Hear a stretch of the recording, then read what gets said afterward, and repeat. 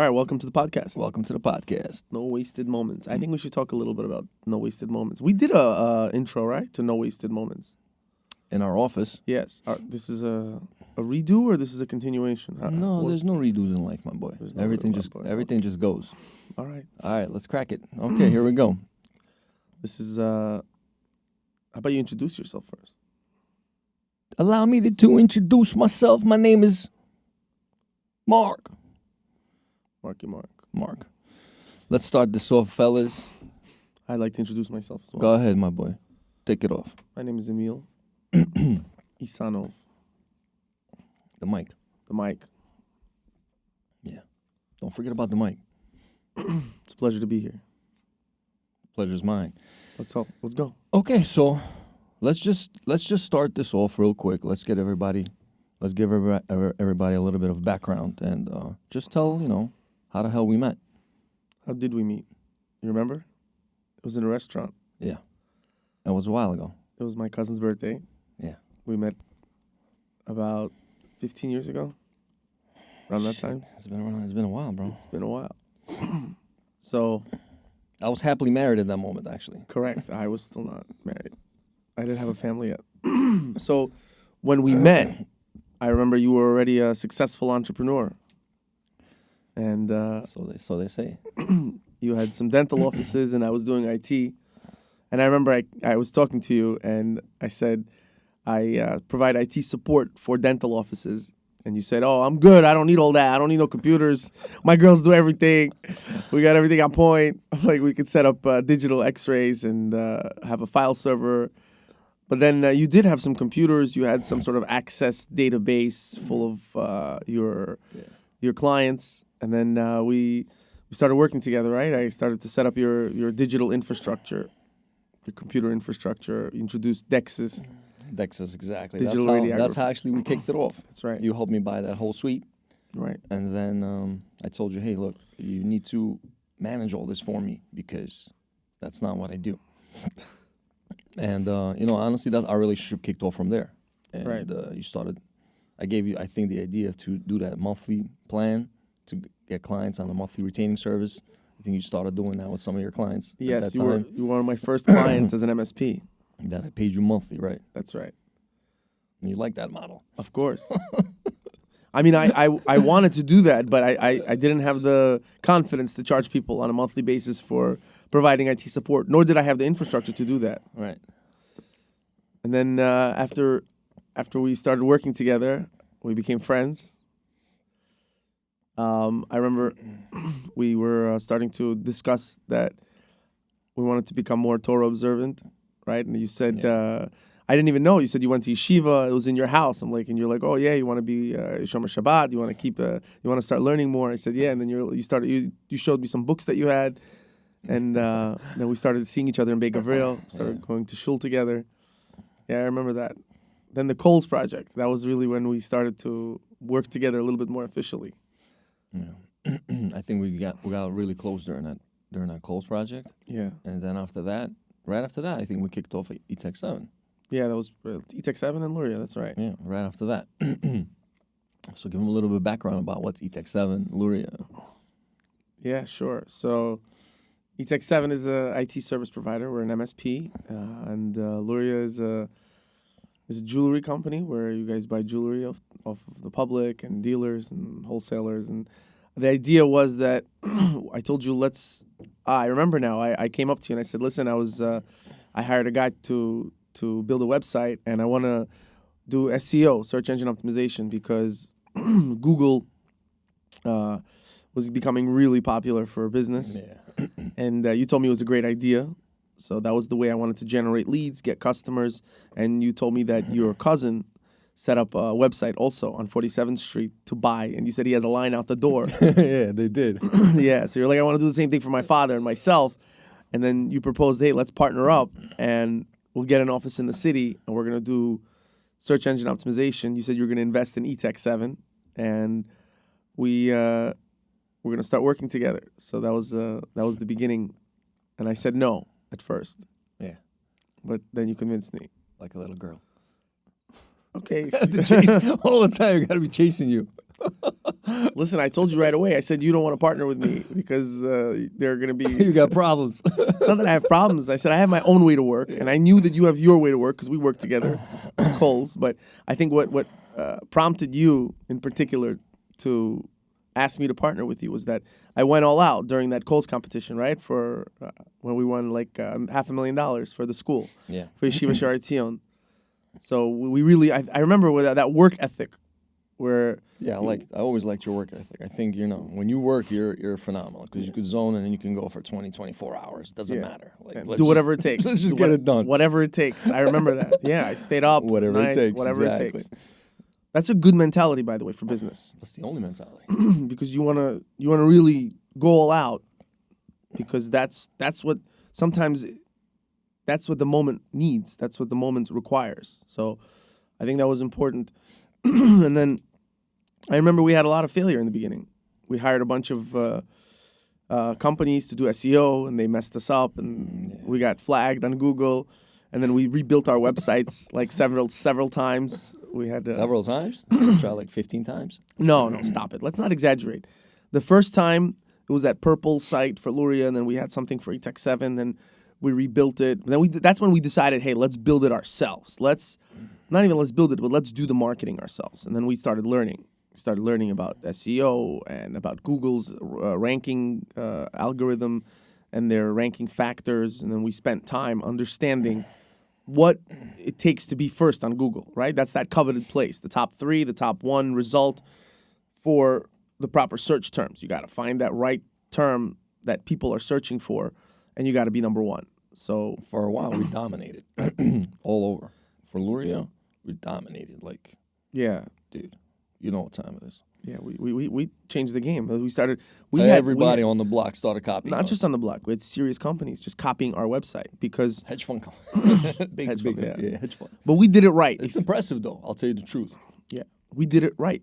Remember, we went to CrowdSpring. Yeah. Right. We hired a designer. We paid him like $5,000, $6,000 just to design the website. Then we hired a developer. We hired content writers. We hired a magazine editor. Remember Kathleen something? I don't remember her name.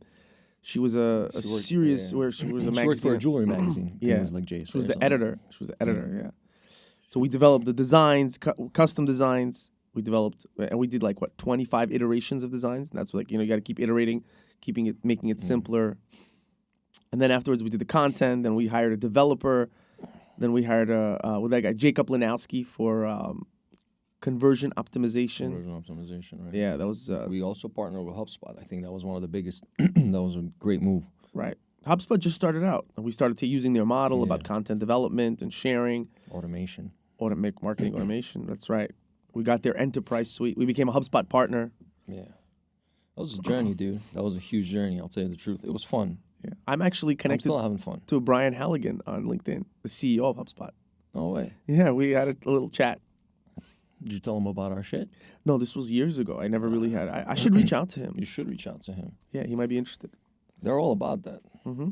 And their company's worth what? $60 billion now? Something like that. Huge. HubSpot's huge. Yeah. You were telling me, dude, let's buy their shares because they offered it to us, right? Yeah, at a discount. It was like $15 or $20 a share. It's like $400 a share now. Yeah. That was my bad. That's all good. Should we get into the other bads investment opportunity that we missed out on? Yeah, so go ahead. Let them know. Let them know how do we invest in Bitcoin. That's right. Yeah, that was the biggest one. So in 2012, around the time that Bitcoin came out, I read the paper by Satoshi Nakamoto. And I understood the value of Bitcoin, the decentralized currency, the ability to transfer funds across borders without any federal oversight or any countries, and the distributed ledger where it's secure. So when I understood the value of it, I'm like, hey, let's mine it. It's free, basically, free money that you can mine. And at the time, there were like butterfly rigs where you could buy these rigs and they mined Bitcoin. And I came up to it, I said, hey, let's buy 5 of these rigs. They were $12,000 a piece. I'm like, let's invest $60,000 and we'll be mining several hundred Bitcoins a week, I remember, or maybe even less. Yeah, it was like 150 a week. Something like that. That would have been awesome. Imagine that if we did that for several months, maybe. Yeah. Land the jet, my boy. My boy. Let's keep That's it. That's billions. I know. Yeah, but multi-billion dollar. I know. I know. Million, billion, schmillion. Yeah. I know how you like to get into your stories. Wait, hold on. Can we just set the record straight? Did I approach you about this in 2012? Yeah, you did. Absolutely. You told me, bro, let's invest 50 grand. We'll put the rig in our office, Yes. whatever it was, 50, 60,000. And I had the money at the time. And I was like, look, what do you want to do? Because I don't like to veer when I work. Right. I said, hey, do you want to do E-Tech 7 or do you want to do mining? Right. And I'm like, I can't do both. Well, I didn't think of it as like an either or. I wanted to use it as a supplement because you set it up and then you don't have to do anything. So that was the idea at the time. It wasn't like that's not the way you explained it to me. You told me, hey, there's going to be a little bit of work, there's going to be maintenance, there's going to be this, there's going to be that. So True, I said, look, it sounds like it's an ongoing thing, and sounds like it's something that we're going to need to manage. I said, we're starting out a company. I don't feel it was right time for us to veer into do another project. Well, Bitcoin was under $1 at the time. It would have been wise at least to just buy. Even if we took 60K and bought 60,000 Bitcoins, but that would have been beautiful. I don't like to live in the past. I like to live in the forward. In the future, yeah. In the future, and that's why I invested into E-Tech 7 because I said, hey, the IT is the future. I said I want to buy an IT company. I want to be a part of that because eventually I said I want to do software. Because that's the best model of revenue, right? You get a client and he pays you monthly. And he can never let you go. It's like it's like Con Edison. Right. It's not even that he can never let you go. It's difficult to scale in the physical world, but if you do it in the software world, that's very easy. You could duplicate a product as much as you want without any costs going up. I mean, there are overhead costs, but that's the idea. So you could scale really nicely. Yeah. So now that, let me ask you a question. Like, as far as like what we do, like our main focus as far as how we get things done is just being like really hardworking and really, passionate about our products or whatever we're trying to push. Like, how do you continue to find that energy, and continue to all the time, not be afraid to start new projects, not be afraid to start new, starting from the bottom. Yeah, because every single time, this is our third venture, something like that. Every single time we're starting at the bottom, and it regardless of the capital you bring on board or whatever it is, or the resources, you're starting at the bottom, and then you got to wear all these hats. That's right. I mean, that's the spirit of an entrepreneur. How do you find that? How do you find that drive? What keeps that drive alive? I think it's very connected to your ambition. Like, where do you want to be? Who are you? And why do you want to be there? So for me, I'm very ambitious. I want to move things. I want to make things. I want to break things, and I want to grow. I don't want to be static. I believe strongly that you should get out of your comfort zone in order to grow. So this helps us get out of our comfort zone. You try hard, you work hard, and then that produces results over time. As long as you're consistent, I think also it's important that it gives us an opportunity really to learn, to understand new ways to do business, new ways to grow. And what I really care about is where I am in life. Am I better today than I was yesterday? So I really spend my time trying to grow in all areas of life. And business is really important because entrepreneurship ultimately offers us the opportunity to have freedom, the freedom of time, to have the time to do what you want. Is if you have that ability to really go out there and get it, as we said, right? We want to be hunters. We want to go get our own food. We're not waiting for somebody to bring it to us. And then, moreover, if you're an entrepreneur, you understand something very important. The mindset is that you're not selling your time for money anymore. And that's where ultimately I want to be. I don't want to sell my time for money. My time is priceless. So I want to invest my time now so that in the future, I own my time. I could choose what to do with my time. And that's technically where we are now. But we can now grow and do more with our resources. And that's what motivates me, is to free my time, is to be in charge of my own time. That's why No Wasted Moments was chosen for the podcast, like that, right? To be in charge of your own time, not to waste time, and to use your time wisely and efficiently. And I think also, I think like the fact that we're both immigrants and we come, we're basically off the boat. Yeah. I think you have that I think that drive, that mentality to kind of make it and, to prove to everybody that you made it, and, for me, that really gives me a lot of energy, being the underdog and not, people looking at you and saying, he's not going to be able to do that. Or like, how does he do that? I think for me, that gives me a lot of energy. People doubting me, people saying, hey, how did you end up doing IT? How did you end up doing, and I want to tell people now, hey, I'm doing software. They're like, software? What? AI. AI? Like, what did you go to school for? Yeah, what did you go to school for? You went to St. John's, right? Yeah, I went to St. John's, and I had a biology major, and then I switched to finance, and I majored in finance. I also majored in finance, but I went to Yeah. Baruch. So, then I came out of school. I started working for a mortgage company, American Home Mortgage. I did some trading there. I did some hedging for their pipeline and a little bit of management. Worked there for about 2 years. Decided that corporate America was not for me, because I didn't like the bureaucracy of the whole structure of corporate America. I thought it was weak. It reminded me of freaking communism, And I'm like, I'm not working in this environment. This is not happening. I left. I quit the job. I had a good job too. I started. You quit? I quit. I resigned. Wow. Yeah, I resigned. I told them I'm not. I got passed up for a big promotion. I felt like I deserved it. I moved up really quick in the company too. So I started like as a data entry guy, $32,000 or $34,000 a year, and within 2 years I was making like $90,000. Wow. That was good money back then. Yeah, for that time that was phenomenal. And It was like 20 years ago, no? Yeah, I got out in 2001. I got out of St. John's. I graduated 2001. I had a job even before I graduated. They hired me before my graduation date, and they're like, "Oh, you got to start right away." And I'm like, "I have a trip to Paris." I'm not. You got to wait, guys. It's 2 weeks. So they're like, "You know what? It's worth it. We'll wait 2 weeks, whatever it was." At that time, the country was blowing up. Like you could get a job like this. The jobs were just available. People were working. The environment was good, and I worked. I liked it, but I realized really quickly that the corporate America, that environment is not for me. I didn't want to stay in that environment, work up that ladder. That shit was whack. I didn't feel that.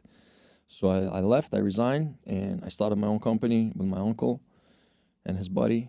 We worked there. I worked for about 6 months. And the company died quickly. I lost money. And I was left. That's a good motivator, right, by the way. Failure is a part of success. I was left with no job, and then I was like thinking, what am I gonna do? Didn't you tell me you wanted to go to dental school? Yeah, so I started studying. I said, you know what, I'm gonna go back to school. I was still young enough. I was like, hey, I'm gonna go back to school. My mom's a dentist. I know everything about dentistry. Yeah, I have a biology major. I said, all I gotta do is pass the DAT, and I'm home. So I started studying with my friend. Oleg. I got him. He was a teacher at that time. I got him all hyped up. I'm like, well, let's do this together. So he became a dentist and you did it? Yeah, we started to do the DAT. And then, within a few months, I found a dental office in Yonkers. And I told my mom, hey, look, let's open up this office together. While I'm in school, I could manage it. I'm going to need a little income and whatnot. And she's like, okay, let's do it. And then when I opened the office up, I said, hey, you know what? I'm not gonna. Why would I go to school to learn dentistry where I already have a license? My mom has the license. I could just hire a dentist. Right. Your sister's a dentist. Yeah. Your wife is a dentist. And I'm like, well, at that time, my sister was not a dentist, and I was not married. Oh, I see. So it was just me. And I said, look, I'm not gonna go to school just to get a paper. I said, my mom already has the paper. I'm just gonna do my business thing. Right. So we opened up the office in Yonkers. I scaled it up pretty quickly. Like within 3 years, I had like 10 operatories. I had multi-specialists running there, oral surgeons, endodontists, general dentists. And I started making money quick over there. It was good. Yeah. And I did it the right way. I didn't cheat. Like a lot of people would say, oh, they doing this, they doing that. No, Fraud and schmo. whatever. Yeah, I was not part of any of that. That's good. Yeah, because I still believe up today, if you're going to make money, you got to do it the right way. Agreed. Yeah, of course. You got to be. Otherwise, it's not the same. People say, "Oh, this guy's a multimillionaire." Yeah, you stole it. That's not fair. Yeah, I'm not for that. I don't roll like that. I don't really care whoever does what they do. That's their business. I don't get into anybody's business, and I don't tell anybody how to do their business. But for me personally, it's really important that if I'm gonna earn money or I'm gonna do things, I want to do it the right way. I was reading recently, in the in the Torah, it's taught that you're not allowed to have scales or measuring tools that are inaccurate. So, and then there's a punishment for that. And it says also if you don't have faith in God, there's also a punishment in that. And then it's the same punishment. So the question was, which one is it? Is it that you don't have faith in God, or that you don't have the right scales at home, or the measuring tools, or you don't use the right tools? So the answer is that it's one and the same. If you don't have the right measuring tools and you're cheating people out of money, it means you don't believe in God. You don't have the right faith, because ultimately the amount of money you're going to earn, the livelihood that you have, it's going to come from God. So you're kind of cheating yourself when you're saying, I'm going to cheat somebody else. You're cheating yourself more than anything else. Well, not everybody understands that perspective. I think it's important in life. You know, I always tell you, dude, you got to just have the right perspective. You know, you got to see things the right way, right? And a lot of times we argue on that, you and me, because you have your perspective, you know, and I have my perspective. And a lot of times we clash on, you know, because our perspectives are so different. You know? I agree. But I think it's important to respect each other, regardless of perspective. We should respect each other's perspectives. I respect you, bro. That's why we're here, right? 15 years freaking later. I didn't say you don't respect I'll put up me. with all your shit. I mean, it goes and your perspective. It goes both ways. Let's not forget. Yeah, well, I'm more of a plus versus being a minus. I see. A lot more to the table. Right. Right. It's a little bit counterintuitive. Tachlis. A little bit counterintuitive that if you're the bigger plus, that you ask me to partner with you, and that you continue to ask me to move things forward with you. I think there's, you know, there's a good makes shit easier for me. I don't have to, you know. Right. There's a good balance there. Let's recognize that balance. I think we balance each other well. Perfect. In many ways. Yes. Yeah. It's important to have that. Agreed. So yeah, so you that's actually one of the reasons why I did decide to partner with you, is because I saw that you set up your operations in a certain way. And at that time, Shimon from Torah Anytime introduced me to Kolyakov. Yeah. My boy. Introduced me to a book. He actually asked me to work for him, and I said no. But he introduced me to a book by Michael Gerber called The E-Myth. The E-Myth. And a really good book. Yeah. I recommend this as a read. This actually changed my perspective on business a lot. Why? Because the E-Myth states that you shouldn't just go and get yourself a job if you're an entrepreneur. Meaning, how are entrepreneurs usually, how do they usually get started? It says let's take a plumber, for example. He says, I'm working for this boss, and I'm doing all the work. What do I need him for? I'm going to go do my own business, and I'm going to start my own business, and I'm going to make all the money. Good luck. Yeah, no, and that's how entrepreneurs are born. They want to start their own thing, and then they're actually working. I can't get the chair right. Whatever. Are you finished? Yeah, you're done? I told the guy this is going to be a problem, bro. I can't stop moving around this thing back and forth. I don't know. It feels like you have a problem. Yeah, I do have a problem. I think you should deal with it, okay? I do have a problem. Yeah, you have multiple problems. Many problems that I have to deal with. This is one of those right now. You're interrupting a serious podcast. I'm committed You're gonna get to this. A point, my boy. My boy, yeah. So the idea is the E-Myth. You're interrupting me. I was in the middle of something. So like that's what, with the chair and the mic. You want to move around a little more? You're good? All right. So the idea is the plumber starts opening the business, starts working on the business, trying to get clients, trying to set up a system. And then when he does get some clients, he starts to go do the actual work, the plumbing work. And that's where the problem is. You don't think like an entrepreneur. You're thinking like a worker, like an employee. So the E-Myth says something very simple. It says there are 3 levels to a business role. The first level is the actual technician who does the work. The second level is the manager who manages the work and manages the clients. And that third level is the entrepreneur. And what is the entrepreneur's role? His job is to grow and automate the business, not to be in the business. It's like when you're playing chess. You shouldn't be on the board. You should be the one controlling all the pieces. So if you're not the entrepreneur and you're working in the business, then who's running that part of the business, the growth and the automation? So you had that proper mindset in the beginning as far as I saw it. Yes, you, Mark Kandanov, that's right. So when you set up your business, you systemized it and you were less involved. You slowly delegated that work and you set up that automation. So you had the right perspective, and I think that was very valuable. And that was one of the reasons I said, that's a good partner to have, because you were already successful to some degree. You had the right mindset, and I was willing to work with you because of that. Appreciate that, my boy. Just as long as you know I put you on game. And we have that recorded now already. It's on camera. I never said you put it's me on game. I would have been great without you just as well. Just whatever you said right now, that sounded like I put you on game. No, I said that was a good reason for me to partner with you because you already had the proper mindset and that you were successful. But that does not mean you put me on. We put each other on. I put you on the map in many different respects. You would not be working on no software, IT, technology. What would I be doing? Tell him. Let him know. Let him. no, Tell let's him. not get Tell him into what that. Mark used to do. Just let him know. Tell him. Tell him. Let him know. Yeah. All right, fine. Let him know. I was sitting in a synagogue, and I was Let talking him to an older gentleman, and we were talking. A successful gentleman Yeah, too. and he was asking me, what I do for a living, and then I told him, and I mentioned your name. I said, yeah, my partner's Mark Kandanoff, because he was in the dental industry. He's like, Mark? He's like, yeah. He's like, his mom is Miriam Kandanoff? I'm like, yeah, that's him. And I'm like, she's like, yeah, he delivers toothpaste, right? He delivers toothpaste and toothbrushes to his mom's offices. I'm like, that's the guy. I'm like, that's him. That's the one. That's my partner. Right, the delivery guy. Delivery boy. The logistics. Logistics manager. Yeah, and I remember when I started partnering with you, used to go to Costco and used to buy the paper and used to buy all the supplies. Yeah. So it You really got 4 offices to supply, my boy. it all fell in line. It all fell in line. That's him. The dude. That's not what I do. Pasta razvazishi. Nah, pasta razvazishi. He said on pasta razvazishi, mommy. That was wonderful. I love that shit. That made me feel so good. At You're that like, moment. yeah, that's my boy. Like, that's the guy. That's the fucking guy. Yeah, and then you have this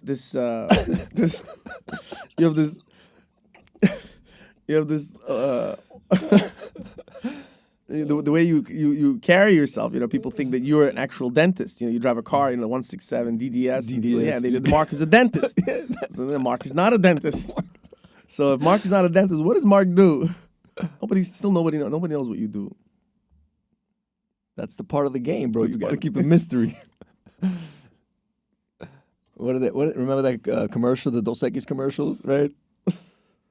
The man of mystery. That's right. Man of mystery. That's what you aspire to be? Yeah, listen, dude. He had the chicks. He had the nice beard. He had the full hair. He was playing in Monaco. Why not? At 70. What do you think? You're James Bond? Oh shit! I wouldn't mind that. 007. That's right. 007. Okay, so my boy. So now we have a little background. Don't get a little crusty on me right now. 007. Okay, so now you want me to Eta? Eta? Huh? My boy. You seem like you got stuck. No, I'm just looking at our Eta. Yeah. What we're gonna talk about. I expected you to be a little more prepared. You said, Emil, let me drive. I want to ask the questions. I want to lead the podcast. You want to sit here? No, it's too late. Why? We're already here. Now you want to switch things around. You said, We Emil, we don't make changes on the fly. We could. prepare in advance. I thought the questions would be Everything already is firmly ready. implanted in your mind. I was expecting you to do that. You brought me I on like here. the freestyle. You know I me. explained to you many times, my time is very valuable. No wasted moments. And now you're wasting my time without being prepared. Yeah. Yeah. So tell us, how do you prepare for your day? How do I prepare for my day? Give me a little background on your day. What goes through your daily day? I wake up around 11 a.m. My boy. So honestly, in all honesty, for me, mornings are difficult. I'm not gonna lie. I'm gonna be upfront. And mornings are hard for me. That's like the biggest, toughest test of the day. And that's the most important. The Shulchan Aruch tells us, right? It says you got to wake up like a lion. You got to take the day.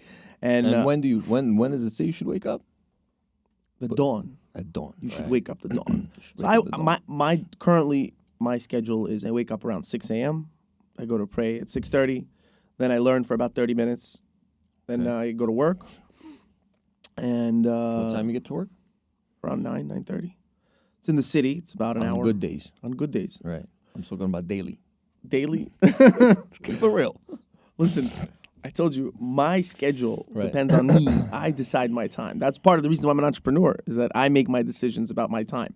But also, in all honesty, when I get to work, sometimes it's a little later. It happens. But when I get to work, the amount of output, the production, my day is very impactful.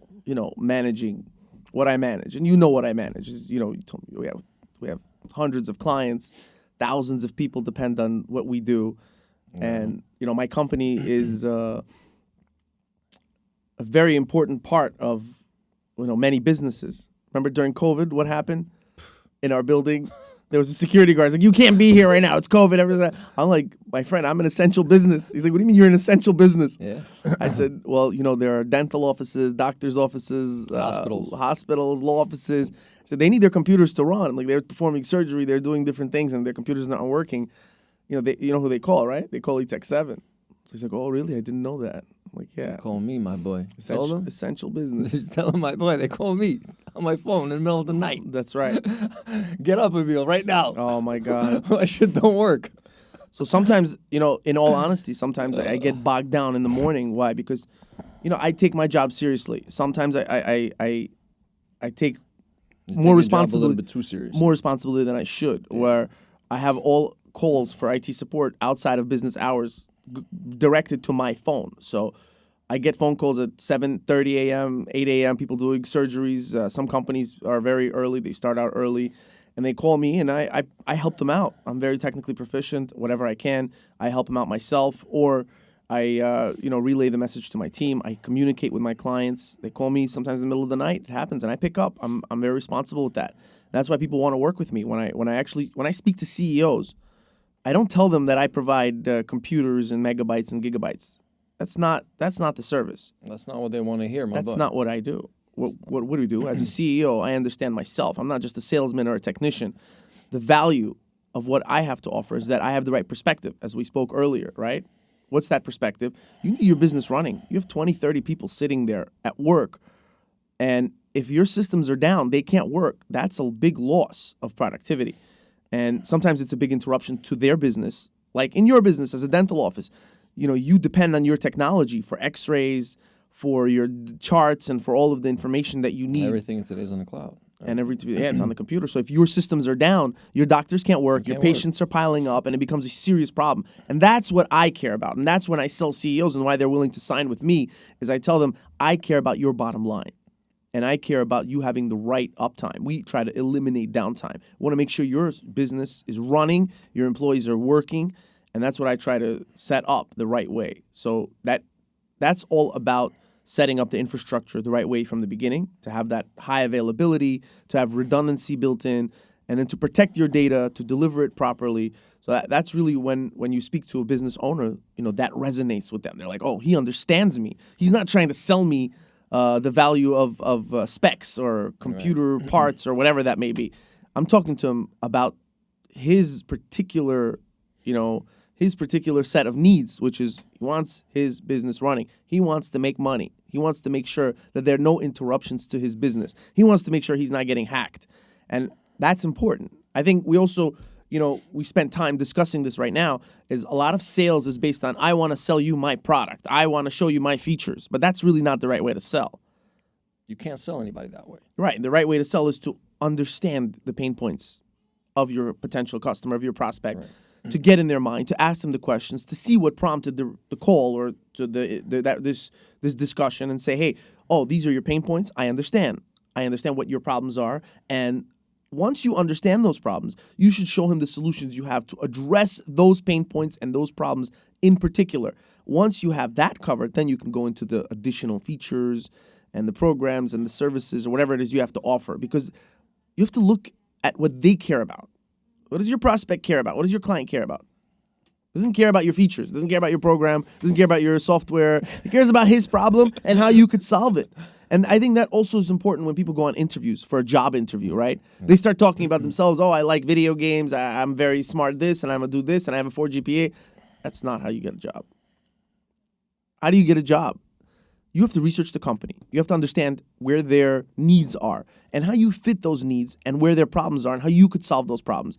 Talk about them. Talk about how you could help them. That's what they care about. They don't care about you in particular, which is not bad. It's not to say that, nobody cares about you. It's more to say business is about making money. Business is about solving problems. Meet the needs of the business owner. Meet the needs of your potential boss. Right. And that's how you close business. That's how you get that's how you get hired. That's how you solve problems. It takes time to learn all that. I don't think it's a skill you pick up, Of course. Something that, of course. That, not everybody has that, because a lot of times people, I was lucky enough to get that perspective early in my life, because I was always working either in my parents' businesses when they were running their own business, and I was trying to help them figure things out, how to scale the company up. And you picked that up early, but not a lot of people have that opportunity. I think you also, when we met, you didn't have that perspective. Not at all. And I think you did a great job as the time went on to shift your mindset and to really relearn how to move, how to operate. And a lot of people, I think, they get stuck, and that's one of the problems, that they can't grow. And I think in order for you to have your company grow, to have your business grow, or be able to, open up new ventures and get into new products, is you have to have this mindset that I have to refocus, I have to reshift, I have to relearn how I'm going to move, how I'm going to operate, how I'm going to do things. Because if you don't have that mindset, it's going to be really tough for you to be a business owner or an entrepreneur, or a guy who's going to want to start a new venture or like take a risk like we did with the AI autopilot. I mean, we took a lot of risks. I've been risking my whole life. Meaning... Yeah, but like right now, we don't need this risk. I fucking don't need this shit. Honestly, I'm cool. Like, I have money, I have my life, everything's jiggy. Like, my daughter has just started college. The other one is about to finish high school. My son is 13. Like, I don't need a headache right now, and... Yeah, but you're also bored. Yeah, if you're not I'm being stupid challenged... bored. So, we were That's talking... one of my things, right? And by my boredness, I'm getting myself involved in these crazy-ass ventures, and I'm like, dude, is this all worth it? I think it is. And my parents, they always tell me, you're a nut. You're a freaking moron for even putting yourself through the stress, because like right now we're doing what, 15-hour days? Depends on the day. Yeah. 15-hour days. We get up early, we get home late, we miss out, we sacrifice a lot. We give up a lot of shit. Like, I give up time with my kids, and that's very important to me. I agree.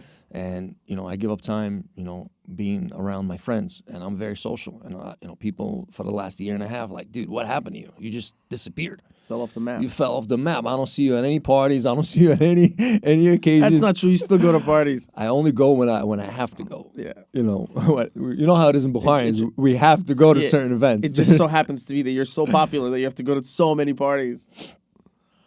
I mean, that's a good thing. Listen. People know me, bro. Of course. I mean, we can't walk on 47th Street without you getting pulled over every 5 seconds. We're walking. Hey, Mark, yo, what up? How you doing? Oh, I'm like, who is this? I don't know. Get stopped like 12, 15 times in a row. We can't even go downstairs. Let's go on the roof. Yeah. Let's go to the roof. Yeah, because a lot of people want to say hi, but it's not like I'm a celebrity or anything like that. Don't make it out to be that way. Mr. Mayor. Remember we wanted to do this on the roof? That would have been a fucking cool thing. I think it's a great idea to do it on the roof. But we don't have the environment. We don't have the soundproofing. We're going to talk to Boris. He's going to set something up. You think so? You think you could take this? I don't need this. What do you need all this for? Well, the audio quality, the video quality, the sound. I need the mic. I kind of like this situation right here. Yeah? This is cool. Yeah. I'm in your head. I want to be in your head. Yeah, I know. Yeah. Trust me, I know. So I think, when our sons were in the office, right? This summer. Yeah. So I was talking to your son in particular, and we were talking about how hard it was. You sent him to camp, right? The basketball camp. Yeah. And he was telling me how hard it was. And by the way, shout out to Step It Up. Yo, give you the man. Put my son on the right perspective. Give him the right mindset. Yeah, you were all about that. You were telling me your son was calling you and begging you to come home, right? Please, Papa, bring me home, please. But I asked him a very important question. I said, when you play games, right, video games, what setting do you play it on? Easy or hard? The hardest, he said. My son also. He plays Spider-Man. He puts it on the hardest setting. They start off maybe easy and normal, but you don't want to play on easy. No. Why? Why don't you want to play on easy? It's easier to get through it, no? I gotta shake it up, bro. Yeah. It's okay. I understand. I can't sit for too long. I know. It's a problem for me. You guys watch me. I'm moving all the time, right? And it's nuts. It's part of the dynamic. We're so total opposites, bro. I could sit for hours, no problem. He's sitting there. I think you haven't fucking moved 1 inch. I don't have to move. I don't think you moved an inch. I'm good. I could sit here. I'm very focused. It's the same thing with sleep. I could sleep like a baby, I don't wake up on. Doesn't matter what happens. I'm very. It's because my mind works in a very specific way. It's very different. Yeah. I don't need to move. I don't need to do anything. I could sit for hours. That's what I do when I'm behind the computer. 10, 15 hours if I need to. I'll sit and I'll get things done no matter what, and I'll push through it. So back to what I was saying, and I asked him, why don't you play on easy? Why don't you play life on easy? And a lot of people do choose it to be on easy, not in the games. A lot of people, they prefer to play games on a more difficult level. Because once it's easy, It's boring. it's boring. You already beat it. There's no point to play. And it's just the same thing like when you beat the game. Why don't you keep playing it over and over and over? There's no point. You already beat it. Because human nature is all about challenging yourself, growing, finding that next challenge. It's because you find out who you are. What are you capable of? What can you do? That connects to your ambition. And that's why we challenge ourselves. We want to grow. We want to see what can you do? What are we capable of? And I think that's what you should ask yourself every morning when you wake up. What can I do today? Carpe diem, seize the day, take control. If you don't step up and challenge yourself and grow, then you failed yourself. It's daily. It's daily, and it should be a continuous thing. So we shouldn't play on easy. We should play on hard. We should change the settings. And we should always challenge ourselves because, I tell my son this also all the time. A calm sea does not make a good sailor. And you want to be a good sailor.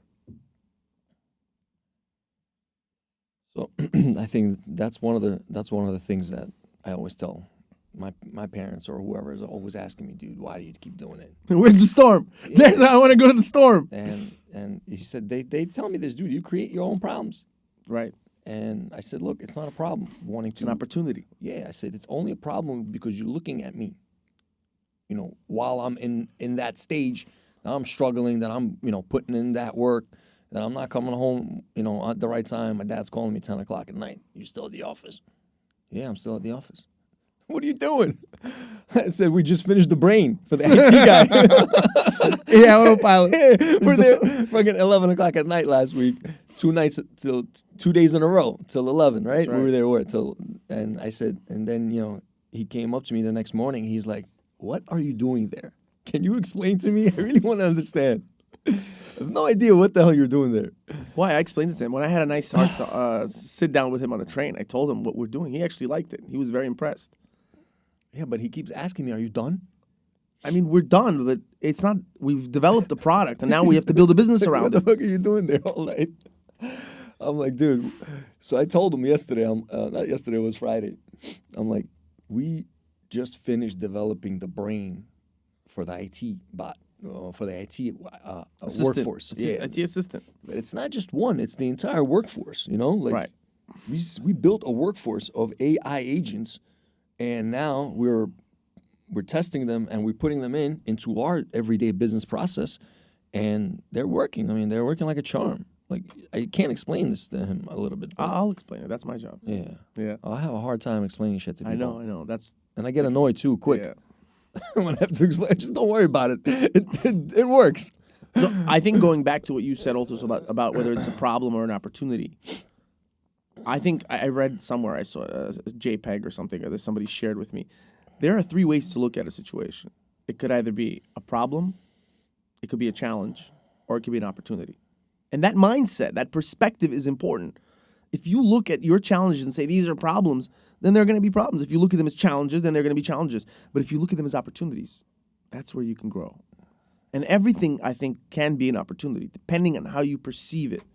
And that's the mindset that we should have, specifically in life where we are tested and where we are challenged, because it's an opportunity to grow, to overcome the challenge, to rise to the occasion.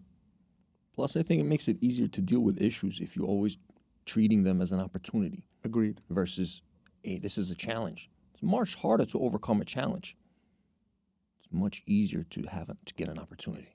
Yeah. When you look at things as an opportunity, you're just like, hey, this is easy. I'm gonna get it done. And I think that's what prompted, our this new venture, right? AI Autopilot. Yeah. Big time. AI Autopilot.ai. That was pretty cool. I like that. So what happened was when we saw ChatGPT coming out, when we played with it a little bit, I played with it, you played with it, we started saying, hey, let's use it for marketing because that's the natural, You got me all hyped on that, by the way. Yeah. Thank you. You're welcome. Exactly. Now that we have that on record, right? Where who brought whom to the table? Oh. I always tell you, hey, look, as far as like you're the man of the useless information and Right. shit, like you know shit that nobody knows. That's right. And I go to you for that. And I'm like, hey, if You're I not the wanna, only one. If I want to find something out, hold on, let me call my boy up. He knows this for sure. It's funny 'cause we were sitting. I was invited to a friend's house for dinner for Friday night, and he mentioned something, a reference to Marilyn Monroe singing something to the president, and because my wife's name is Marilyn, her English name, and I said, I don't know that reference. I wasn't aware of that. And he's like, you don't know? You don't And know. then everybody's like, you don't know this? I'm like, I don't know everything. That doesn't work like that. He's like, but you seem so worldly. You seem like you know everything. I'm like, listen, I do know a lot of things, but you can't know everything. So, Yeah. But so ChatGPT, right? It prompted something very interesting because we're talking about opportunities. Yeah. I think let's get into that. Let's get into ChatGPT. no, I want to get into the opportunity of AI, not just ChatGPT. I think when we saw the capabilities of ChatGPT, we said, hey, there's a huge opportunity here. Huge. And that's what It's still prompted there. it. It's still there, of course. We want that opportunity. We don't want to let it go. Hell no. Yeah, and we discussed that we kind of missed that boat on Bitcoin, meaning that real, trajectory. And now I don't think we were ready at that time, to be honest. I don't know. Perhaps we weren't. Again, it's because we're not there. But it's all from God ultimately. mean, So that I don't regret that, by the way. I don't regret it either. I don't think we should live life with regrets. No. And that's what I'm saying. This opportunity, it presented itself, so to speak, and we're at our place in our lives professionally where I think we could take this opportunity and make something special with it, and that's really what AI Autopilot is all about is using this opportunity to create something special. And I think a lot of people do realize that there's a huge opportunity. They just don't know how to take advantage of it. So if the fact that we're in a position to really take advantage of it, I think that's important. And that's what gave us that push to say, hey, let's build something special. And, what you created, and I'll give you some credit too, is when we saw ChatGPT, you had a developer there who was helping you fix up the website, your Luria site, and do certain things. And then we said, hey, we need to create more website pages with content, again, to meet the people who are searching for that content, right? There are different variations. SEO. Right, where we're, sell diamonds, sell gold, sell jewelry, sell sapphires. And then we said, hey, let's do more long tail content, which would be sell a Tiffany diamond ring or sell a 5-carat diamond ring, right? With these modifiers, New York City or Manhattan, and then sell different types of diamonds. There's type, there's brand, there's location. So we want to create more pages to attract a larger audience and to get people who are searching to those pages. So in order to do that, we used to hire content writers. Yeah. And that was the headache to manage this. The logistics of it is insane. It's not even just the logistics. It's a lot of work to find the right talent to write, to put the right keywords, to check them, to edit, to post, to publish. Back so and forth. What we were saying is, hey, that shit. ChatGPT can create content now, and we could just give it the right prompt. Create this content in this way, take this role, act as an expert SEO writer, content writer, and then you're like, hey, let's automate that process to some degree. Let's post it on HubSpot automatically. Let's have it created. Workflow. And then we set up an API to post that content. And then remember we ran into an issue where we said, if it's AI generated, then Google might not rank it so well. So we have to rewrite it using a software that rewrites it in different format. So that whole process of creating the content, rewriting the content, publishing it to the website, right, on HubSpot. Yep. Then the images with DALL-E, you could create the images with DALL-E with the image generation tool. We had that whole workflow automated. Correct. And once we saw the workflow, we're like, hey, and it was like instant. It just clicked. Let's partner on this project. Let's new project, and let's create new headache. AI workflow automation system platform. There you go. And that's what AI Autopilot is. It's a workflow automation platform for business. And then I'll give you credit again. You said, hey, let's do it in IT, not marketing. I was thinking marketing because it's content. It's content, right? ChatGPT is all about language. That's its domain. And marketing is all about language too. It's about creating content. So it's a natural extension. But you're like, let's do it in IT because we're experts in IT. I have an MSP. We have a company.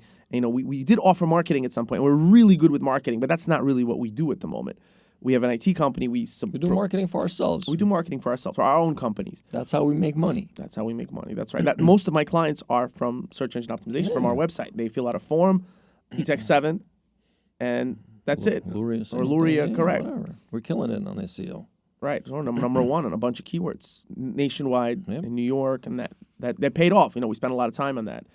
And then this represents a very different opportunity. It's to automate processes in the business. And ChatGPT offers, or it's not just ChatGPT, it's any large language model, right? There are different large language models. It just happens a bunch. to, How many? There's like 20? I think the major players are like 5 or 6 in the United States. There's Claude, Anthropic.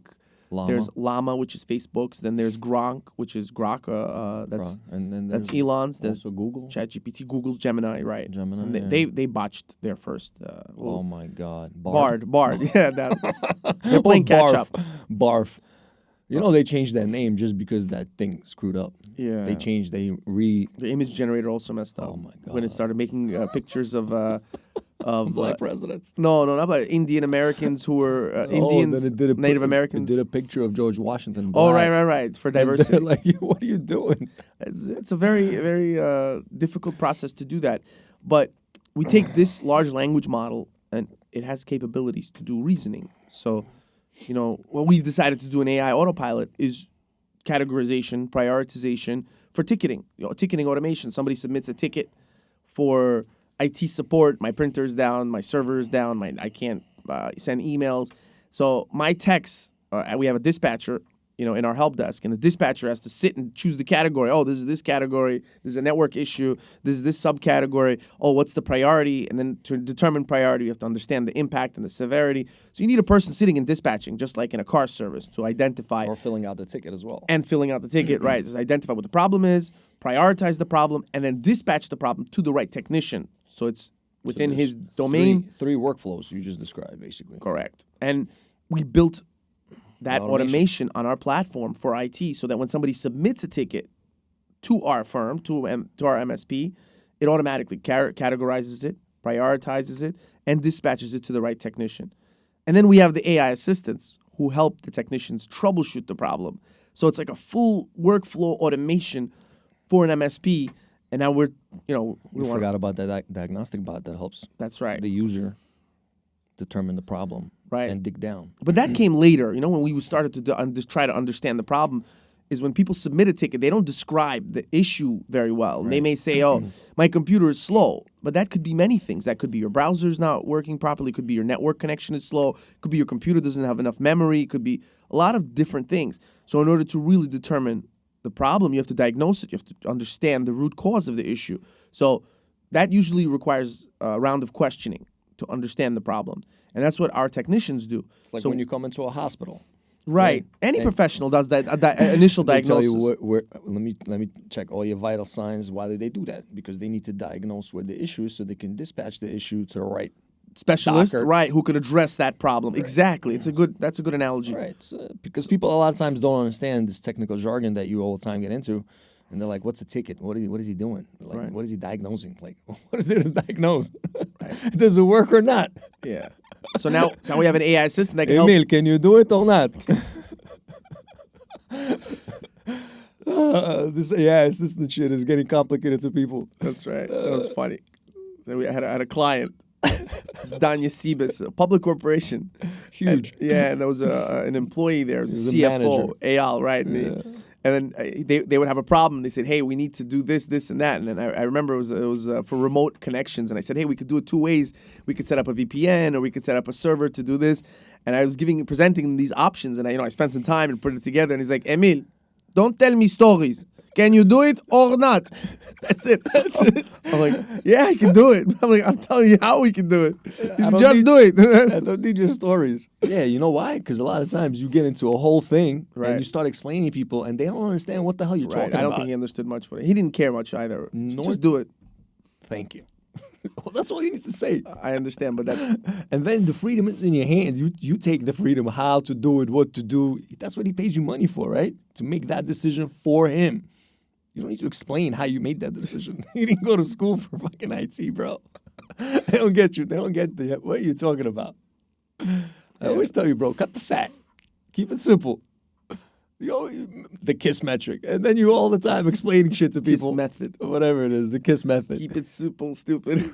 Yeah. And you all the time. Super simple. And you get into this whole situation. You start telling people all this nonsense. I'm like, dude, it's not nonsense. Okay. No, listen. Sometimes you're right. I should make the call. But there are times when I need to present the options and there's usually called a SWOT analysis, right? You know what that means? No, you don't. Why? Why should I know? That's a standard way to approach a problem. I know what a Don't SWOT know. analysis What? is. Tell me. You're the only one who would know this That's shit. right. That's the truth. Okay. Yeah. S stands for Strengths, weaknesses. Listen, the idea is that you have to understand what the options are so you can make an informed useless decision. tank of information. A decision maker makes those decisions on the basis of enough information. And I think it's better to have a lot of information to make a good decision than less information. An informed decision is always better. Data-driven decisions are always better. And I think I've proved that to you over the course of the 13 or 14 years that we've been doing business. Data-driven decisions work. And marketing works because I'm all of data. about that. I'm all So about then that. I present the data. The decision maker makes that decision on the basis of that data. If you want me to make a decision, then you should tell me, hey, Emil, I don't understand any of this. You make the decision. But most people don't work like That's that. what he hired you for. You That's don't not get what it. he hired me for. Oh, what he hired you for? To look pretty? He hired me to tell him that these are the options and to execute, not to make decisions. If you would have told me to make those decisions, that would have been different. But in some cases, you're right. Some entrepreneurs, I think Israelis in particular, work this way. They're more concerned about getting it done than the details. It's And not you're just also Israelis. like that with It's not weeds. just Israelis. Yeah, weeds don't matter. I keep explaining to you, and you keep always all the time trying to get me back into the weeds. For me, they matter. I get it. How are you going to build an AI platform without understanding the details? I just did. You didn't. I did, and you helped understand, certain parts of it. But without me, you would never have done that because you don't get What into do those you mean I details. wouldn't have done that? We Hold discussed on a this second. before. We Wait. discussed this before. Time to wait. Land the jet, my You're boy. not even holding that right. Land- Land the jet. Land the jet, my boy. Who read the documentation for OpenAI? We both did. I First. read it first. I read it first, actually. Just like I read the paper on Bitcoin. And then I told you, Satoshi. these are the functionalities that it can Who do. sent you that link? Right, but you didn't read it. Of course I did. I read it first. Okay. No Let's problem. keep it real. No problem. Let's just, as long as we're on that energy, I want to keep that energy real. Just because you read something that has nothing to do with And what I you came can build. to you right away and I said, we should just prompt ChatGPT. It's going to tell you more of its functionalities, right? You're like, oh, yeah, that's the shit. But we didn't even, that's not what we did. That's not what we And did. that's not how you build a platform. You would never have been able to build that. Oh, my God. Can you tell me what our stack is, our software stack? Why do I need to know that? That's what. what I have Adi for. Yeah, that's what you have Adi for. Nah. How do we get Adi? You. Right, you. Right, that's called the weeds. And who helped architect the software? Who helped? I was one of the architects. Yeah. Just keep it real. Okay. I just right now, I re-architected the whole thing to So the way what's- it's supposed to be. What's the MERN stack? What's the? How do you know? The Schmern. Exactly. Exactly. See, that's the thing. You What's you the, what want do to we get use back for into front the end? SWOT What do we use? analysis. What do we You're use gonna for go the back into end? What do we use for the end? front end? Scalable architecture. Kaka. Kaka. I don't need to know that. I know. It's the same way I run dental offices. It's the same way I run But companies. you understand the details. In dental offices, you know all the billing codes. You know all the procedures. You know. Just like I know in everything, right? exactly. Because I worked in that environment in for IT mad and long. software development, you don't. You don't And even know what an IT IDE is. I don't need What's to an know. IDE? What's Eclipse? That thing that they use. That thing. Exactly. That thing that they use. It's a development environment. Who cares? Can I just tell you something right now? Yeah. You know for a fact that Adi or Tim would not be able to build this. You know that, listen. and they're full stack developers, but they wouldn't be able to do this if I didn't That's tell them how different. to. Yeah, that's different. Exactly. That's different. I and agree. no developer would be able to do this if I didn't tell them how to. They know how to It's write not code. I, it's we. Okay, we. let's- Fuck it. Yeah, Yeah, you and I. you and me. In this case, it's you and me. Usually, it's you don't say me and you did something. We say you and I did something. The useless tank of The information useless keeps thing. coming. The grammar police. The grammar police is The here. grammar police. Ding dong, you fucked up. Hold on. It's a pet peeve. Everybody has their pet peeves. I know. It's like I was talking to a kid. And she's like, I don't know. He said something. Oh, but this is that. And I'm like, that's not that. He's like, but it's the same thing. I'm like, well, how come you don't call him Mama? She's like, but that's not Mama. That's Papa. I'm like, so there's a difference, right? How you refer to something. That's not Mama, right? So it's the same thing. Language is connected to reality in a specific way. When people use it wrong, that invites miscommunication. That invites problems. That's why I have so many problems with people, right? That's what you always say. It's part of it. Yes, you don't know how to communicate well. I'm not a. You're right. Well, actually, I am a great communicator. I really think so because, like that's one of my things. Like whenever I had a problem with any of my employees, they would always call me, hey, Mark, can you speak with them? You know, and I would always... So you're saying communication is one of your strengths? It depends how you look at it. I mean, as far as language-wise, maybe my vocabulary is not as strong. I mean, it's definitely not as strong as yours. You read a lot more books, and you needed to read all those books. I didn't. Right. I always tell you that. Yeah, you don't need to read books. Not those books. You don't need to read any books. No, I read. For what? Right For now. what? You tell me. I know everything. I don't need to read the book. Hold on. Right now, we had this whole AI situation, right? How much did I read? I mean, Let's I don't keep it know. real. You claim to read a lot. I gave. No, you did. You spent a lot of time boy. reading. I gave you the Yeah, you just put the book in front of me. I gobbled up like 7 books, bro, in like 3 days. not 3 days. Whatever. It was like a 3 week. months. Yo, I went on Andrew NG. I went on a freaking thing when we went on Azure. Yeah. Dude. Azure. RoboCorp, RoboCorp, RPAs, whatever, bro. I gobbled that shit up. That's why I was able to help you Yes. to build out the platform. Thank you. You were able to help me finally. We're back Well- where we're supposed to be. Let's continue. That's fine. Yes. We're The high ground maneuver. high ground maneuver. I That read was that. that was a good book. I read that That too. was a great. I know. I gave you a nice tool set. Yeah. What's the name of that book? Win Bigly. Win Bigly. That's a psych book. That's a recommend. Persuasion in a World Where Facts Don't Matter by Scott Adams. Sick the ass author of book. Dilbert. Very good. Love Yeah. it. So how did that author get me? I read an article and then he said I have a book coming out. Yeah, he has a hack for a brain or something. It's called right? the admin. Yeah, if you read the book, it's like having the admin password for the human mind. And I was like, wow. That cracked you right away. I know what an admin password is, and I'm like, let's see what he's got to say. And he really delivered. Honestly, he did a great One of job. the best reads. He explained about how to persuade people. He explained the psychology where it doesn't matter what you say in particular. Just like, when we're discussing these people like Trump and Joe Rogan, these these influencers, it's like they operate on a different level. When he gave a great example, we're gonna build a big beautiful wall. Big beautiful wall. He's just communicating something that people want to hear. He's talking on a different level. He's not. Everybody got pissed. Yeah, right like, away. what do you mean you're gonna build a wall? It's not feasible. That's not what. You just planted an image in your mind. The idea is that He got everybody wrapped up into that shit too. Right. Everybody started arguing about that versus Exactly. talking other stuff, and he just sucked all the air out of the room. He's good at that. Yeah. Awesome. And that's really the angle that Scott Adams explores is how Trump won the election using persuasion and psychology instead of just giving facts over. That's really important. That's perspective there. There are important lessons in that.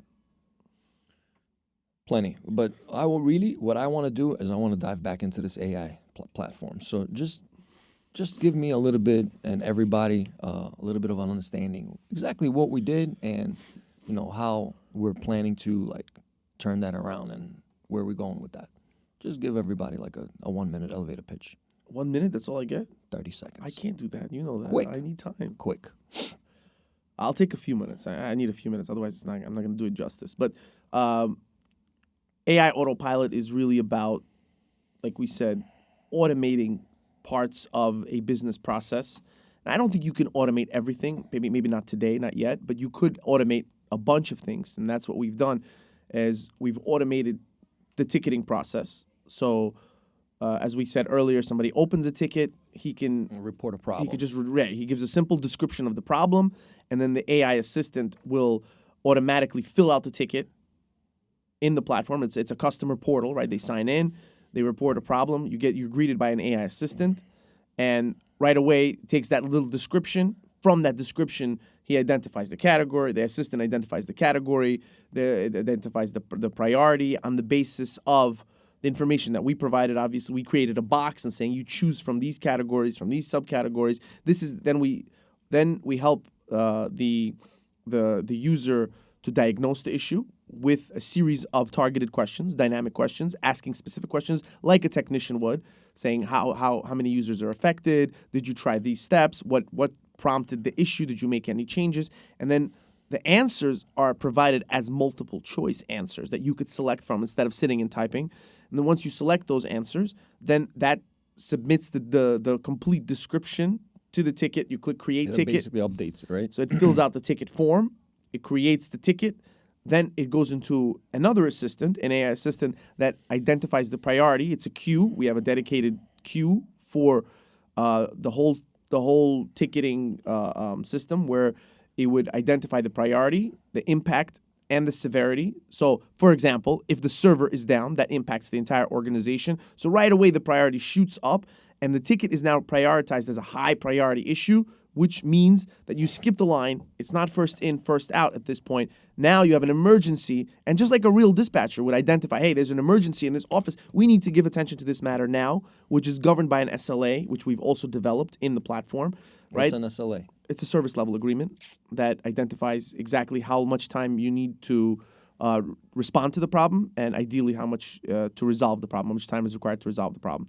So once it determines the priority, it reshuffles the tickets, it puts that ticket in the necessary part of the queue, and then it identifies which techs are available at the time, what their expertise is, what their role in the business is. If he's a server expert, then he's getting that ticket. If he's available, he's getting that ticket. And then we've developed a part of the platform for the portal for each technician. And the technician, right, would basically click next ticket, and he would be served with the next ticket that's on the queue. So the technician gets the next ticket, and then he gets an AI assistant of his own, a troubleshooting assistant. And the troubleshooting assistant, it looks at the description and the details of the ticket, and the large language model Plus presents the environment. presents you with the troubleshooting steps that are relevant to the specific environment to see if you have a Windows, if you have a Mac, if you have what type of server you have, if it's in the cloud, and then it can give you actual steps. So For the technician. yeah, to take. so how does a technician usually solve problems? He would first try to diagnose the issue, which has been done. He would gather the details, which has been done. He would look at the environment, which also was given to AI Autopilot, so it knows that, and the technician knows, the AI assistant knows the relevance and the context, the environment, and then it gives you troubleshooting steps, step by step, to help the technician, so that it guides him, and then it asks him, did this step work? Did that step work? And then you basically have your own personal technical assistant that helps you. Instead of you going to Google and Reddit and forums and things like that, it would do it for you and bring you the information. It also has access to the knowledge base and the ticket history. So it's a lot of data that's being formatted and fed and becoming relevant to you. We also have a monitoring and alert assistant. So what that does is we basically built an API for ConnectWise Manage, which is the professional services automation, and it brings all the alerts. The network is down, the server went down, brings all the alerts and all the noise to AI Autopilot, and it filters it and gives you actionable advice. And it opens the ticket and assigns it to the right technician when necessary. So really what we've done is we've helped an MSP from the time a ticket is reported till the time the ticket is solved, governed by an SLA with categorization, prioritization, and assisting the user with troubleshooting steps that he could take on his own. That AI assistant is also helping diagnose and then troubleshoot the issue, and then helping the technician do the same. It also manages the queue, and it does the dispatching of tickets. So we've done end-to-end ticketing automation for MSPs. And it's not just for MSPs. It's for anybody using an IT ticketing system in order to solve problems, because any company that reaches a certain level, they need a system to manage IT issues and tickets. And it's not just for the help desk. It's also for the service desk, accountant-related issues, billing issues, finance issues, complaints. It does all of that. It depends on how you set up your business. And we've set it up to really do that whole project management, ticket management, right within AI Autopilot. And we can brand it. We did the custom branding, so your MSP could make that platform look like it's yours. It doesn't have to say AI Autopilot. How much time I said? You said 1 minute, but I corrected you, so now we're 5 minutes. You always tell me, I told you, bro. don't put me in a box. Don't tell me how to speak. I told you, Mark, you can't use foul language at the show. Yo, you said, let me do me. I can say whatever I want. Don't put me in a box. Now you're putting me in a time box. You can't put me in a box. Oh, that was like a lot of wasted moments. And we have that whole shit sitting over there, and it says no wasted moments. And you keep giving me all these details again. It's simple. I said 30 seconds, elevator pitch. Boom, boom. All right, let me Workflow let me give you the 30 seconds. The AI workforce. Come AI on. workforce. Yeah, give me some. Put AI to work. Thank you. We've automated the ticking process for MSPs with AI. Built by an MSP, powered by AI. That's it. For MSP by MSP. And it's going to revolutionize the industry. And this is just the beginning. Amen. That's what people wanted to hear. Whatever you just told them, they forgot about the first shit you started with. Can I just tell you? Let the audience be the judge of that. I'm Because just there letting are you some know. technical They're like, people. what is he talking about? My boy over there. My boy. Should we get into the details? This is the time that they go like this. Should Scroll. we get into the details of the platform architecture? Yeah. You want to cook? Let's go. No, Chef Boy I'll RD. make that simple. It's built on Azure, which Chopper. is highly scalable. This is where he starts chopping right now. Let's go, Chopper. Let's go. Get your knives out. We're going to cook. We're using Cosmos DB, Cosmos DB. the scalable database. That's that right. I was about to tell you that's a database. Yeah, of course. I know some shit. Yeah, and then the Keep back telling end me, is my Java man. Spring Boot, which is a containerized With microservices. Docker-based with microservices. That's correct. So that each service is highly available. I read that too. Yeah, and then the front end is on React with Node.js. No, JS, yes. Right. He wants to switch it now to some other shit. No. I told you, Node.js is a framework, and React is a front end system that actually Facebook developed. It's actually they're compatible. It's not. They're not. He wants to put it on something else now. No. He's sticking to React, and Node.js is the framework that he wants to use. And I read about it, and he's right. We're good. So Java Spring Boot That's why I have you around. to on read- to Azure. read That's this why stuff, I so- have you around. Again, you could read put that this. high ground. You put me here. I have you around. I love it. I told you before, we're partners. It's not that I work for you or you work for me. You work for me. I know, but then when you say I put you on, you have this thing in your head that you think you're. I don't have nothing I in my brought head. you here. Again, Yeah. I don't have anything in my head. No? I told you the problem is with your Yes, head. I know. I told you get a psychiatrist. Yes. It's like yes. I $300 an hour. Yeah, I should get a psychiatrist. $300 an hour, and tell him you could lay down and you could tell him, we bro, can- I have a problem. This kid keeps fucking bossing me We can around. speak to 1,000 psychiatrists, and they'll both tell you where I stand and where you stand. I stand on very solid ground, especially in here. Okay, it doesn't seem to me that's the truth.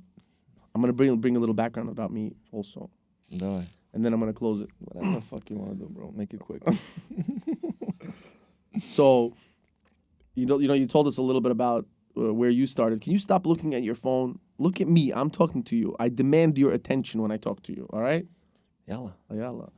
So, when, we heard a little bit about your background, right? That you were in St. John's, American Home Mortgage, and some other things that you find there interesting, Paris or something. Dental offices, pasta, delivering dental supplies. So I started Costco supply. when we met, right? We talked about, let's finish off because we started where we met. And let's finish off where we met, All right. right? Because as I You want told to you, bring it back? yeah, because as I told you, the elements of a story are usually they start with a plot, then there's an antagonist that's you, there's a protagonist that's me, and then there's a climax somewhere in the middle, and there's a resolution to the plot. That's kind of the conclusion. So let's conclude with this. Why, somebody already climaxed? We discussed that we're gonna keep it kosher. Why do you? You're saying there's a conclusion. I If you know want what- to have a conclusion, I- then you said there's a climax. So climax is somewhere in the middle where right, the story. I don't peaks. remember anybody It's climaxing. it's a peak. It's not a reference to sexual Anybody terms. peaked here? I think the problem is that you want attention. That's why you try to grab attention with these things. Like throwing things out like that. Peaking, climaxing, whatever. You don't get enough attention. You have enough attention. You don't need all this extra attention. So, how do I know this about how Useless No. tank of information. I went to Right. acting school, right? I went to an acting high school called Talent Unlimited. I wanted to be an actor. So I performed for Talent Unlimited, and they accepted me. I actually applied to a few performing arts schools, and I was accepted to Talent Unlimited. I wanted to be an actor. I did headshots. I went on auditions. I was pretty good. I was the star of a bunch of plays. We charged people money to come. Somebody and- actually paid money to watch you? Yeah, and I was really good too. It was actually an interesting dynamic because there were mostly females in the class, and there were only like 3-4 guys, and I was one of the articulate ones. and go-getter. I was pretty good. Yeah, so they chose me to be the lead in a bunch of these shows, and I really enjoyed it. You weren't just the default option, right? Not at all. And I loved acting. I still love it. And that's kind of why I'm so good at this. And it's because I know how to present myself. I know how to speak, and it's pretty good. So after Talent Unlimited acting school, I thought about it, and I'm like, listen, I don't know if this is for me because acting requires, you to really get out there and keep trying and auditioning. And I learned this as I was, speaking to a bunch of actors and directors and people who were around me at that time. And they said every time you go to auditions, you apply, you try, and then you even if you get the part, a lot of times you don't, and you let's say you star in a play for a month or 2 months or whatever, or even a movie or a show, and then you're back looking for work again. And I'm like, that's not really what I want. I want a little bit more stability. So I also decided that, Hollywood and this whole scene was a little bit Not for you. Not your style. a little bit different than what, I You're a perceived. Jewish religious boy. I wasn't religious at the time. I didn't care about that. Yeah, I became religious more in college. Yeah, so I went to Baruch for business. I shifted gears. I said, I'm going to be a businessman. And I wanted to do, actually, I decided I wanted to be a lawyer at some point. I think I watched a movie where there was this lawyer who put on a beautiful performance in court, and he defended some defenseless people. And I'm like, that's what I want to do. So I went to defenseless people. Yeah, I wanted to be that person. And then I went to Baruch, and I actually got a job at the law offices of Alan Glassman because I took a business law course in Baruch. And the business law course, there was a professor. His name was Adam Glassman. Shout out to the Glassmans. They helped me out a lot. So Adam, Professor Glassman, he helped me get that first job. I was an intern in his father's law firm. And then I became a paralegal, and then I was like an office manager. I was like doing a lot of things over there in IT. So I did really well. I got an A on his course, and I got 100 on his midterm. I got a 98 on his final. And when I got the 100 on his midterm, I told him, hey, I want to get a job in a law firm. I said, can you help me get a job? And he was a practicing attorney. He's like, I'll share your resume with a couple of my friends. And he did. And nothing materialized out of that. And then after I got a 98 on his final, he's like, and I argued with him on those 2 points. I told him that my argument was flawless and that he misunderstood it. And then we had like a 10, 15-minute discussion, and then he offered me a job at his father's firm after that. He's like, that's what lawyers do. He's like, even if you got that lower grade and you keep fighting for it, he didn't change my score. He didn't change my grade. He still gave me a 98. But he understood that I have what it takes. He hired me, right. And then I spent 3 years in law offices of Alan Glassman. It's like, I want that guy on my team. That's right. And I did really well. And I started as an unpaid intern, by the way. They didn't pay me. And he said, you're going to get the experience to work in a professional firm, because I didn't have that kind of experience.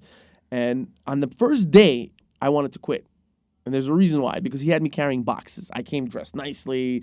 I'm like, I'm going to come in here and start arguing and start helping or whatever. You thought this was a movie. I thought it was a movie. He's like, listen, we have all these boxes that we got to go into storage. My boy. I'm like, okay. And I'm sitting carrying these boxes. I'm like, what am I doing here? What am I, an idiot? And then I'm like, what? I'm going to push through this. I'm going to figure it out. I'm going to demonstrate what I'm capable of, and they're going to see it.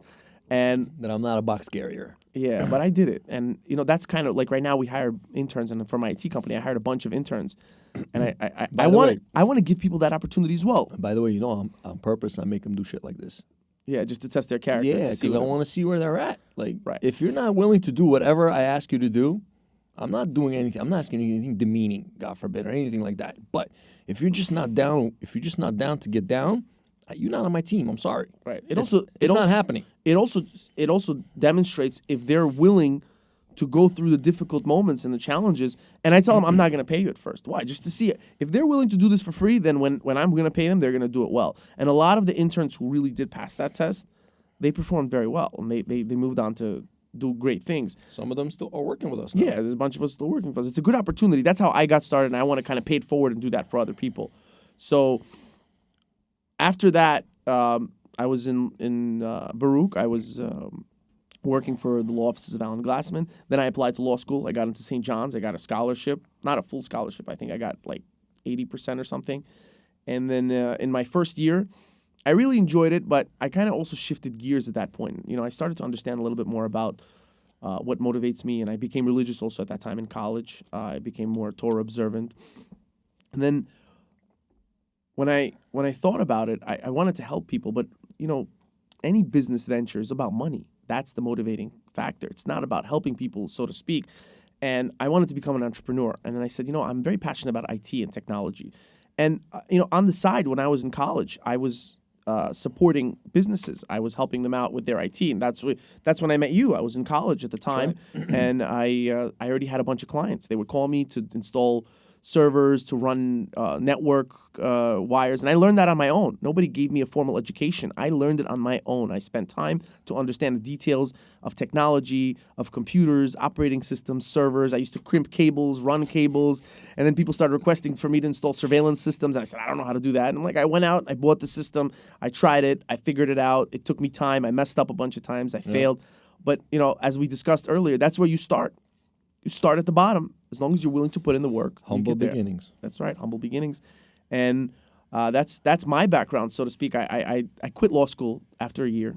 And I said, I'm going to start my own business. And that's around the time that we discussed that we're going to work together. And we did that Coles competition where we won $500,000 for Shari Tion. Right. We went all out. And then we partnered up and we started to offer IT services. And we built that business together in the city where... Luria. Yeah, with Luria, with E-Tech 7. We spent a lot of time. And that's really how we got started. And there were a lot of failures along the way. And I say this a lot, but... Reality. And an overnight success is 10 years in the making. Yeah. People don't see what you went through to get to where you are. So I think both of us have a very interesting background, and we're going to conclude with this. As I said, there's always a conclusion to it. We're going to break the fourth wall right now. I'm going to say thank you to our audience for listening. I hope you guys stay tuned to all our podcasts, and hopefully we can make something special out of this with what we're doing. The next podcast is going to be about the AI revolution. And I think it's revolutionize. That's going to be great. Thank you very much, Mark. Stay tuned. That was great.